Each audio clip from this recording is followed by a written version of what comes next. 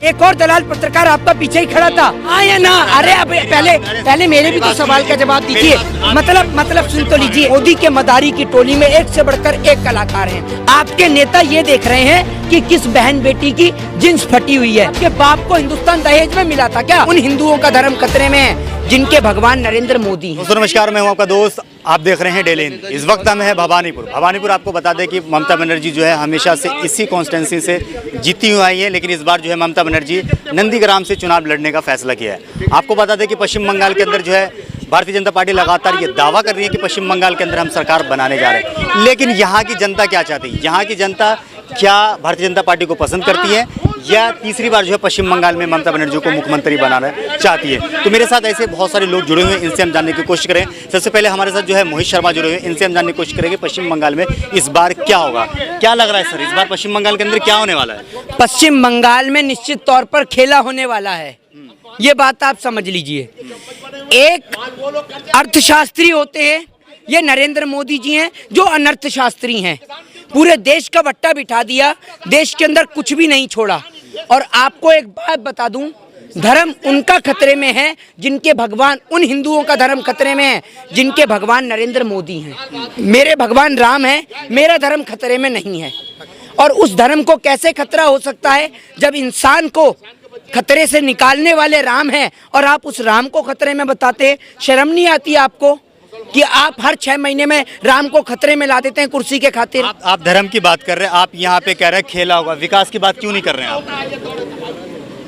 उत्तर प्रदेश में आप एक बात बताइए, आप कह रहे हैं बंगाल में विकास नहीं हुआ। उत्तर प्रदेश में क्या सबके पास अपना प्राइवेट प्लेन है, प्राइवेट हेलीकॉप्टर है, सबके पास अपना पर्सनल? कि आप कह रहे हैं बंगाल में विकास नहीं हुआ? उत्तर प्रदेश में सारे के सारे प्राइवेट प्लेन लेके उड़ते हैं ना अपना, जो आप कह रहे हैं बंगाल का विकास नहीं हुआ। विकास के नाम पर तो नरेंद्र मोदी जी चुनाव लड़ ही नहीं सकते, क्योंकि अगर विकास के नाम पर भारतीय जनता पार्टी के लोग वोट मांगेंगे ना, तो वोट तो नहीं मिलेगा, लेकिन जूता जरूर मिल जाएगा पब्लिक का। समझ रहे हैं आप? तो इनकी औकात नहीं है कि विकास के नाम पर वोट मांग लें, क्योंकि बनाया क्या है मोदी जी ने? बेचने की तो बहुत लंबी सूची है, बनाने की सूची गिना दो आप। क्या बनाया है मोदी जी ने? आप एक बात, आप मेरी बात सुन लीजिए। हाँ। आप ये कह रहे हैं मोदी जी ने कुछ नहीं किया है, आप उन्हें जूता दिखा रहे हैं, लेकिन देश तो आगे जा रहा है। ये मोदी जी को नहीं, जो वोट मांगने वाले हैं बीजेपी वाले, देश आगे जा रहा है। आपकी दृष्टिकोण से आगे जा रहा है सर? आप हाँ बोलिए। नरेंद्र मोदी भाजपा के चश्मे से देखते हैं क्या देश आगे जा रहा है? देश पीछे की ओर आ रहा है। इंसान आज अपनी बाइकों को छोड़कर वापस बैलगाड़ी पे आ रहा है, साइकिल पे आ रहा है, और देश आगे जा रहा है। कैसा तरक्की कर रहा है मेरा देश? वाले कह रहे हैं कि आम इंसान को पेट्रोल डीजल से मतलब ही नहीं होनी चाहिए। आप बीजेपी वालों की सुनते ऑटो में और बस में सफर करते हैं। आप बीजेपी वाले ही रहते हैं क्या इस देश के अंदर? और कोई नहीं रहता? आप अंधभक्तों की सुनते हैं, हमारी भी सुनिए, गरीब आदमी की भी सुनिए, बेचारे की। आप बीजेपी वालों की सुनने में लगे रहते हैं। उन्होंने आम आदमी की बात करी। क्या कही आम आदमी के लिए? उन्होंने ये कहा है कि आम आदमी जो है वो बस में ऑटो में सफर करते हैं। अच्छा। उन्हें जो है पेट्रोल डीजल से मतलब नहीं होनी चाहिए। अच्छा, तो एक बात मुझे बताइए, वो जो स्विगी में एक भाई मेरा कह रहा था, मैंने देखा उसका सोशल मीडिया पे, वो भाई सोशल मीडिया पे कहता है कि जिन लोगों को दहेज में गाड़ी मिली है ना, उनको आपत्ति है पेट्रोल और डीजल के दाम से। तो एक बात मुझे बताइए भाई, स्विगी वाले को या जोमेटो वालों को आपके पिताजी दहेज में देके गए थे या आप उसे दहेज में देके गए थे? वो बंदा एक दिन में 10 डिलीवरी करता था, लेकिन पेट्रोल और डीजल के दाम बढ़ जाने से वो आज साइकिल से डिलीवरी कर रहा है। उसको कौन दहेज में देके गया? बताइए ना आप मुझे। और आपके बाप दादा को किसने हिंदुस्तान दहेज में दिया? जो आप हिंदुस्तान की संपत्ति बेचने में लग रहे हैं, आपके बाप को हिंदुस्तान दहेज में मिला था क्या? है जो हिंदुस्तान की संपत्ति ऐसे बेच रहे हैं कि कोई दहेज में देके ही भूल गया इन्हें, कि जो दहेज में आ रहा है दिए जा रहे हैं। आज पता है आपको सरकारी संपत्ति कौन खरीद रहा है? जिनकी औकात बैंक का लोन चुकाने की नहीं है ना, वो देश की सरकारी संपत्तियां खरीद रहे हैं। शर्म नहीं आती आपको भाजपा की दलालगिरी करते हुए? आप एक चीज बताइए, आप हर चीज का विरोध क्यों करते हैं? सीए लाया जाता तब विरोध करते हैं, कृषि बिल लाया जाता तब विरोध करते हैं, महंगाई बढ़ जाए, हर चीज पे आप क्यों विरोध करते हैं? ये बात आपने बहुत सॉलिड पूछी। एक बात आप मुझे बताइए, नरेंद्र मोदी जी की सरकार में ऐसा कोई बिल आया है जिसपे देश की जनता विरोध ना करती हो? मोदी जी ने कहा, भाइयों बहनों मित्रों, नोटबंदी के बाद काला धन आएगा।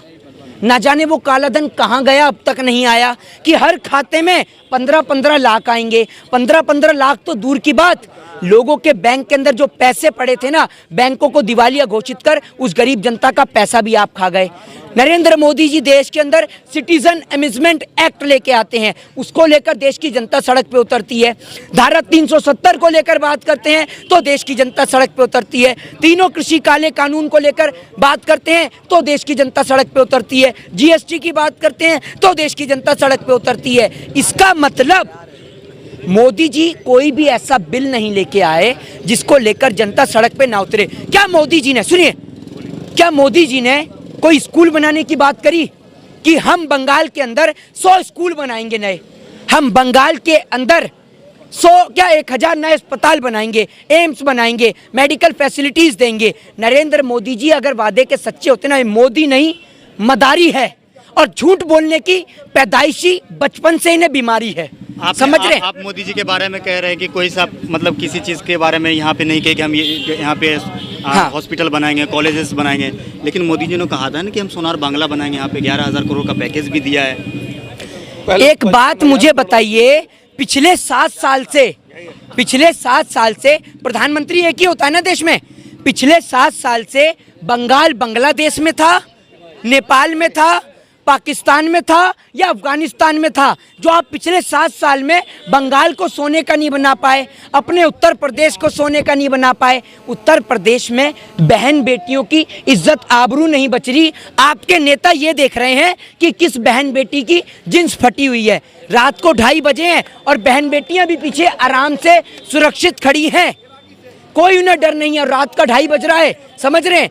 यूपी में खड़े होकर दिखाएंगे रात को 2:30 बजे, शाम को 6 बजे के बाद महिलाएं सड़क पे नहीं निकल सकती। और उत्तर प्रदेश का अपराधनाथ मुख्यमंत्री यहाँ के लोगों को समझा रहा है कि ये एक चुनाव प्रक्रिया है। भाजपा वाले बेटी की इज्जत बचाने की अगर बात कर रहे हैं तो इससे आपको क्या आपत्ति है? भाजपा वाले बेटियों की इज्जत बचाएंगे हैं? अगर बेटियों की इज्जत बचने की जरूरत है तो भाजपा वालों से ही। इनका नेता कुलदीप सिंह सेंगर एक बेटी के साथ बलात्कार करता है। इनका नेता एक अपनी फ्रेंड से मिलने के लिए, एक लेडी से मिलने के लिए घर में जाता है और जब उसका गेट खटखटाता है तो दूसरी मंजिल से कूदता है। उसके नेता की कथूरिया की टांग टूट जाती है। सारे के सारे चिन्मयानंद, नित्यानंद, कुलदीप सिंह सेंगर, राम रहीम, आसाराम, इतने सारे बलात्कारियों की सूची है कि मोदी के मदारी की टोली में एक से बढ़कर एक कलाकार हैं। एक वित्त मंत्री ढूंढ के लाए हैं, वो कहती है मैं लहसुन और प्याज ही नहीं खाती। भैया कल को अगर कपड़े का दाम बढ़ जाएगा तो क्या कपड़ा पहनना छोड़ देंगे आप कहते हैं लहसुन प्याज नहीं खाती। अरे तेरे खाने से हमें क्या फर्क, तू खा चाहे मत खा। और मनोज तिवारी तो बहुत खुश है। मनोज तिवारी से ज्यादा तो कोई खुशी नहीं है। ही हंस दे ले रिंकिया के पापा, समझ रहे हैं? मनोज तिवारी इतना खुश हैं कि मनोज तिवारी अब गाना बजाएंगे, मिथुन चक्रवर्ती डांस दिखाएंगे और ऐसी बंगाल की जनता को पागल बनाया जाएगा। बोलिए। आप यही सवाल पूछने वाले थे ना? पूछने वाले थे नहीं थे? हाँ या ना? आपने ईवीएम हाँ या ना? अरे अब पहले मेरे भी तो सवाल का जवाब दीजिए। मतलब सुन तो लीजिए। अरे सुन तो लीजिए। आप भी हैदराबाद में भी तो अरे हुआ है ना बैलेट पेपर से म्युनिसिपल कॉर्पोरेशन का। मेरी बात तो, क्यों भारतीय जनता पार्टी 4 सीट से 48 सीट पे? मेरी बात तो सुनिए। यहाँ कराई है ना बैलेट पेपर से? आपको आपत्ति है? आपको आपत्ति है? यहाँ कराई है ना बैलेट पेपर से? डरते हैं क्या बैलेट पेपर से? डरते हैं आप लोग क्या? डरते हैं क्या? ईवीएम से तो जीते आपने, पंजाब जीत गया ईवीएम से। ये देखो एक और दलाल पत्रकार आपका पीछे ही खड़ा था, पब्लिक रिएक्शन बैंक के दानिश हंजार, समझ रहे हैं? दिखा दीजिए इनकी भी फोटो। कहाँ जा रहे हैं? देखिए देखिए। कोई सवाल, हाँ अगर आपसे कोई सवाल पूछता है तो आप उन्हें दलाल बता देते हैं। सच्चाई पूछना गुनाह है। एक बात मुझे बताइए, एक बात मुझे बताइए, खर्चा किया सिर्फ दलाल मीडिया के पीछे। भाजपा से आपको सवाल क्यों नहीं पूछते आप? हम पूछते हैं। कौन है? बताइए ना। आपको ये पता है कि भाजपा आपके बैंक में कितनी तारीख को पैसा भेजती है? क्योंकि आप दलालगिरी कर रहे हैं। लेकिन आपको ये नहीं पता कि देश में किसान सड़क पे कब बैठा, सीए को लेकर लोग सड़क पे कब बैठे। आप ईवीएम की अगर बात करते हैं ना, तो इसी ईवीएम को लेकर भारतीय जनता पार्टी के नेताओं ने इतनी मोटी मोटी किताबें लिख रखी हैं कि ईवीएम कैसे हैक होता है। तो उन्हें पढ़िए, उनसे सवाल करिए, हमसे क्या सवाल कर रहे हैं। और ब्रेकिंग न्यूज हेडलाइंस, बंगाल चुनाव के चलते कोरोना ने बंगाल में आने से किया इनकार, ये मोदी जी की टैगलाइन। ऑफिशियली प्रस्ताव देकर सरकार को लिखित में एक पत्र देकर कोरोना ने बंगाल में आने से किया इनकार। पतंजलि की जड़ी बूटी से डरा कोरोना, बाबा रामदेव की करोलिया से डरा कोरोना, पतंजलि के गौमूत्र से 90 रुपए लीटर बिकने वाले गौमूत्र से डरा कोरोना। पतंजलि से अगर इतना ही इलाज हो जाता तो वो 1.25 आंख वाला बाबा रामदेव अपनी 1.25 से 2 आंख क्यों नहीं कर पाया? ये बताओ आप मुझे, बताइए ना मुझे। अगर पतंजलि में कोई जादू होता तो अमित शाह जी के सर पे भी कोई तेल का इस्तेमाल करिए ना। प्रोडक्ट को आप लोग उसमें कोई ना कोई नुस्खा खोज लेते हैं। आप जैसे लोग एक बात मुझे बताइए, एक बात आप मुझे बताइए, नेशनल चैनल पर गुटखे का ऐड आता है, दाने दाने में केसर का दम। तो ये जितने भी पत्रकार हैं सरकार की दलाली करते हैं, ये अपने बच्चों को दूध में वो दाने वाले गुटखा डालकर क्यों नहीं मिलाते? कहीं बच्चों से कि पी, इसमें केसर का दम है। मतलब वो सारा केसर का दम देश की गरीब जनता के लिए है, बाकी अपने बच्चों के लिए नहीं है। आप बताइए ना मुझे। ये इतने बड़े बड़े प्रचार दिखाते हैं कि गुटखे के ऐड दिखाते हैं, एडवर्टाइजमेंट दिखाते हैं कि दाने दाने में केसर का दम दिखाकर, तो मिलाइए बच्चों को, दूध में मिलाकर पिलाइए ना गुटखा। क्योंकि आप तो कहते हैं उसमें केसर है, तो केसर की सारी तख्ती गरीब जनता को देंगे क्या? थोड़ी ताकत आप भी ले लीजिए केसर की। आप तो सरकार की दलाली की ताकत ले रहे हैं। अच्छा आप आगे छोड़िए, आगे हम बढ़ते हैं। आप ये बताइए कि दीदी जो है, दीदी की लड़ाई किससे है? भारतीय जनता पार्टी से है या गठबंधन से? दीदी की लड़ाई चोरों से है। देश के अंदर अभी होली करीब है, उसके बाद मुस्लिम भाइयों की ईद भी करीब है, तो आप ये समझ लीजिए कि अब होली के तौर पर, होली और रमजान को लेकर, जिस दिन होली है उसके अगले दिन शब्बे रात भी है मुस्लिम भाइयों की, तो मुस्लिम और हिंदुओं ने मिलकर फैसला लिया है कि होली पर और शब्बे रात को मिलके पूरे बंगाल का कचरा साफ किया जाएगा। और जितने भी कचरे वाले हैं भाजपा वाले, इन नेताओं को वोट न देकर इस बार घर से सफाई करी जाएगी, भाजपा का सुपड़ा साफ किया जाएगा।